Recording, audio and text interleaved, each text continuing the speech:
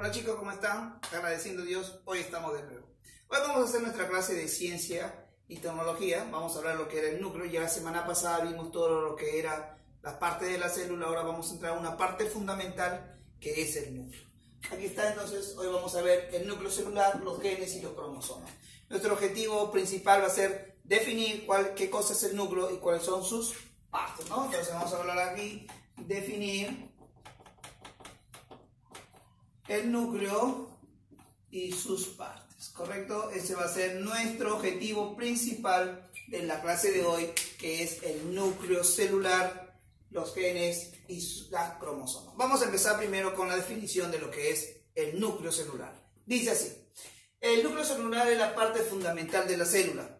¿Se acuerdan que en la clase pasada vimos todo lo que era la célula, ¿no? Dijimos que la célula, tenía todas sus partes. Habíamos hecho el complejo de Golgi, el retículo endoplasmático, los lisosomas, las mitocondrias, y había una partecita del retículo endoplasmático, ¿sí? La parte de arriba, que se llamaba la carioteca, que envolvía al núcleo.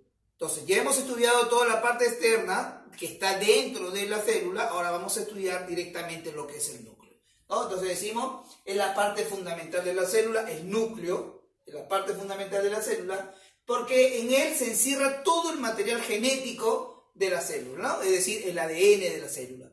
En el núcleo se concentra todo, ¿correcto? Es de forma esférica, generalmente está situado en el centro de la célula, ¿correcto? Y existen dos tipos de núcleos, los unicelulares y los polinucleares. Es decir, generalmente todas las células, tanto vegetales como animales, tienen un solo núcleo, pero hay algunas partes que tienen mucho más de un solo núcleo, por eso que se le llama polinucleares. Por ejemplo, profesor, las fibras musculares. Las fibras musculares generalmente tienen mucho más de un núcleo porque tienen diferentes funciones.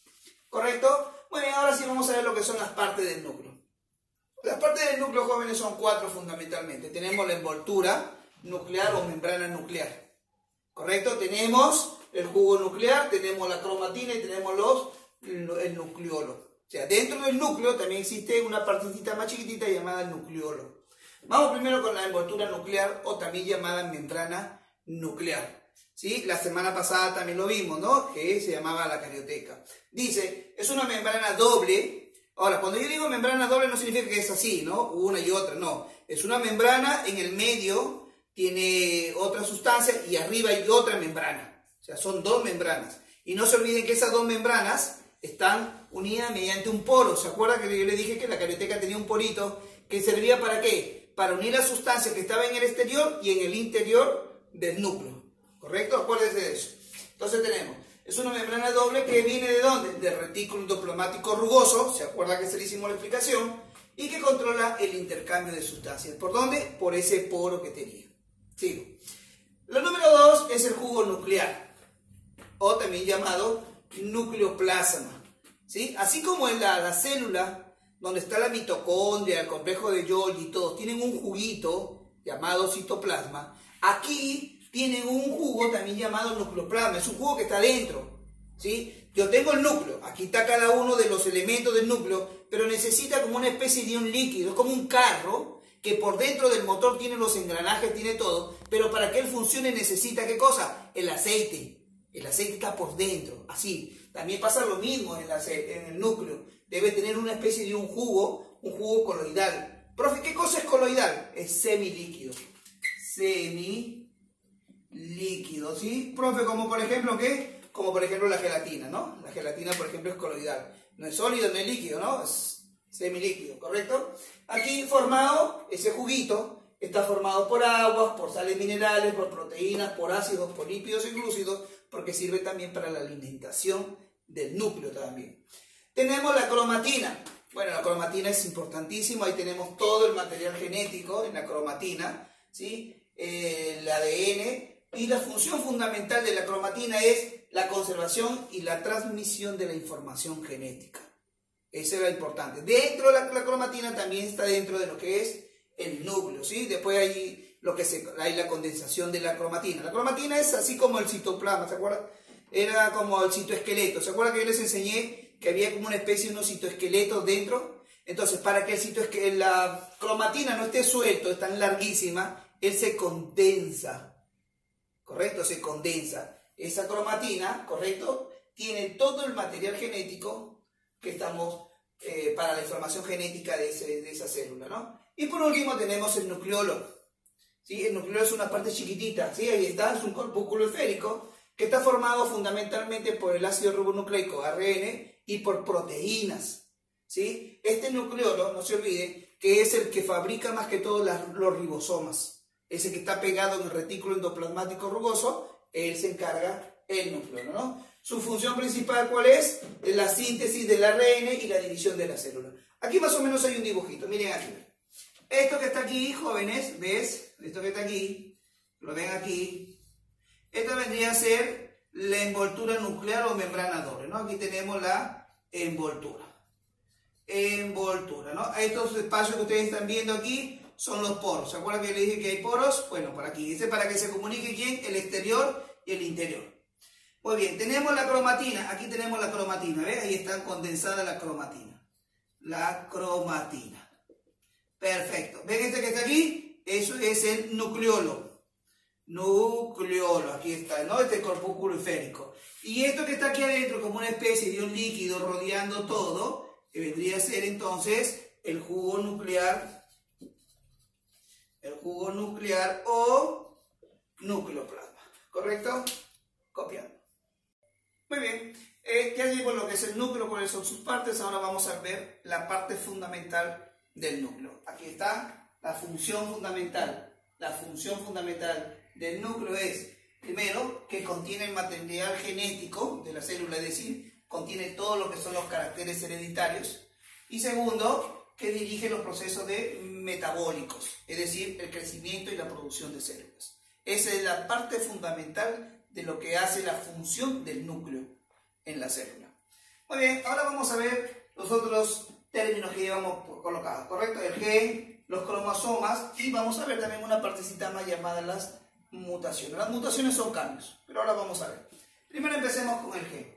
El gen es un segmento del ADN. ¿Se acuerdan ustedes el ADN que yo les dije que tenía una forma de doble hélice? Y aquí había una especie de unas barritas filiformes, ¿correcto? Estas barritas que están por dentro es el que se le conoce como el nombre de gen. Ese gen, ¿sí? Aquí tiene toda la información, ¿correcto? Ahí está, mire, es el segmento del ADN, este vendría a ser el ADN, así en forma de doble hélice. Este segmento de ADN tiene la información en código, aquí todo esto son información en código, de una determinada característica que va a tener ese ser vivo. Si es un ser humano, por ejemplo, el color de piel, el color de ojos, el color de cabello, toda esa información está aquí en el gen. Y ese gen generalmente está formado por proteínas. ¿Correcto? Esto es lo que hace, eso es lo que significa un gen. Ahora tenemos los cromosomas. Importantísimos los cromosomas. Los seres humanos, el hombre tiene 23 pares de cromosomas, es decir, 46 cromosomas. Todos los seres humanos tenemos 23 pares de cromosomas, es decir, 46 cromosomas. ¿Qué son los cromosomas, no? Son diminutas estructuras filiformes o en forma de bastoncillos, ¿sí? Como una especie de bastoncillos. Aquí hemos hecho un dibujo más o menos, miren, ve, así de esta forma trae la forma como unos bastoncillos. Aquí tienen ustedes la forma de lo que es los cromosomas y se encuentran en todas las células, tanto animales como vegetales.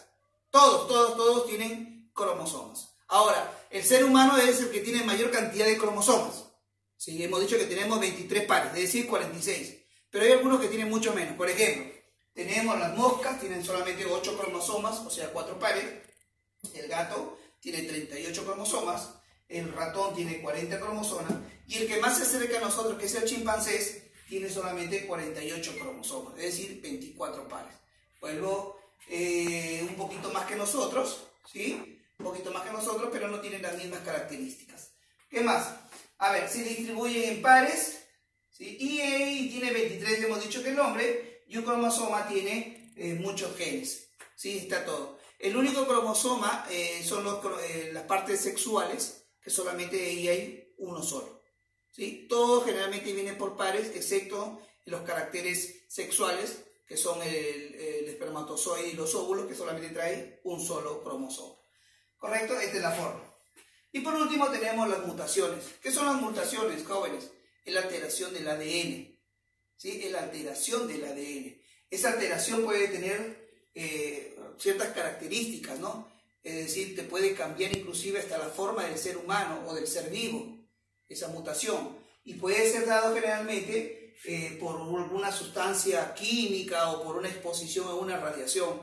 Miren chicos, yo me acuerdo que hace unos años, sí, algo así como 30, 40 años, no me acuerdo bien, 30 creo que fue, o 40, hubo una explosión en Rusia, en un complejo que se llamó Chernóbil. Esa radiación produjo que muchos seres vivos salieran diferentes, salieran con mutaciones, con sus manos no bien formadas y todo eso. Y eso fue por causa de ¿qué? De la radiación. Ahora, esas mutaciones, que es una alteración del ADN, puede tener tres tipos. Pueden ser mutaciones naturales beneficiosas, puede ser mutación natural desfavorable o puede ser una mutación inducida. Le explico cada uno brevemente. ¿Cuándo es una mutación natural beneficiosa? Es cuando el ser vivo muta, se cambia para poderse adaptar a su nueva forma de vida, ¿sí? Para adaptarse en algunos tipos de condiciones para poder sobrevivir. Por ejemplo, miren, dice que las ballenas fueron animales terrestres, pero cuando hubo la distribución de la tierra y tuvo el colapso que hubo, no hubo otro remedio que ese animal meterse al agua, a vivir en el mar. Pero dice que hubo primero que fue un animal terrestre, o sea, tuvo sus patas. Esas patas después se convirtieron en ¿qué? En aletas. Es por eso, jóvenes, que la ballena es un ser que respira. No tiene branquias, no tiene agallas, él tiene pulmones. Él sale, toma aire y vuelve a meterse al agua. ¿Ve? Ahí hubo una mutación natural beneficiosa para poderse adaptar a su nueva condición de vida. Tenemos la mutación natural desfavorable. Bueno, en ese caso es desfavorable, ¿sí? Por ejemplo, tenemos el albinismo, o sea, aquellas personas que nacen blancas, ¿se acuerdan? Blancas, ¿no? Solo, las pestañas blancas, la piel es muy blanca, ¿correcto? Y inclusive al final pueden sufrir de pérdida de la vista. Y por último tenemos la mutación inducida, es decir, cuando el hombre hace una mutación para mejorar algún tipo de ser vivo, por ejemplo, en las plantas y en los animales. Por ejemplo, les comento, los toros de raza, los toros que son los sementales, a veces se combinan distintos ADNs para que salga una nueva raza, mucho más superior a la que había. Entonces ahí ustedes están viendo que hay una mutación inducida. Lo mismo sucede, por ejemplo, con las naranjas, ¿sí? Hay mandarinas guando, hay naranjas guando. Entonces ahí ha habido una mutación entre ellos para producir una nueva, mejor fruta. ¿Ve? Entonces son mutaciones inducidas para mejorar diversos cultivos o animales. Ahora en el Zoom nos vamos a estar ampliando más mediante un videíto y hablando un poquito más sobre esto. Cuídense. Chao.